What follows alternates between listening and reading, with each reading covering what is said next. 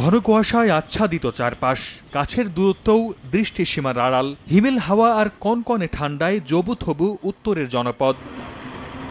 হেমন্ত বিদায়ের বাকি আরও 2 দিন। এবার আগে ভাগেই প্রকৃতিতে দখল নিয়েছে শীত। দিনের আলো নিভে যাবার সঙ্গে সঙ্গে অন্ধকারের সঙ্গে পাল্লা দিয়ে নেমে আসে কুয়াশা। টুপটাপ শব্দে ঝরে পড়ে বৃষ্টির মতো শিশির।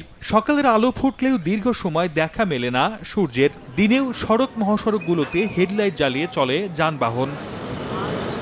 শীতের তীব্রতায় বেড়েছে ছিন্নমূল ও শ্রমজীবী মানুষের দুর্ভোগ। ঠান্ডা উপেক্ষা করেই বের হতে হচ্ছে কাজের সন্ধানে। এদিকে হিমহাওয়া থেকে বাঁচতে রাস্তার পাশে খড়কুটো জ্বালিয়ে উত্তাপ নিতে দেখা গেছে অনেককে। প্রচন্ড ঠান্ডা পড়ছে, আর চলতে পারছি না, কাজ হচ্ছে না, ঘুরে ঘুরে বাড়ি যাচ্ছে, তারপরে খাবো কি? এই বছরের মধ্যে এই চলতি 1 সপ্তাহের মধ্যে সবচেয়ে বেশি ঠান্ডা। গত কয়েকদিন ধরে উত্তরের জেলা পঞ্চগড়ে তাপমাত্রা 10 থেকে 12 ডিগ্রির ঘরে উঠানামা করলেও শুক্রবার তা মৃদু শৈত্যপ্রবাহে রূপ নিয়েছে। সর্বনিম্ন তাপমাত্রা 8.4 ডিগ্রি সেলসিয়াস রেকর্ড করা হয়েছে। আগামী কয়েকদিন সারা দেশে দিন ও রাতের তাপমাত্রা কিছুটা কমতে পারে বলে জানিয়েছে আবহাওয়া অফিস।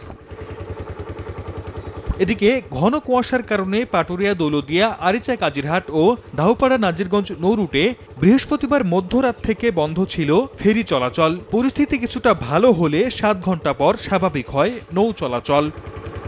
সর্দার মোহাম্মদ আরিফ, সময় সংবাদ।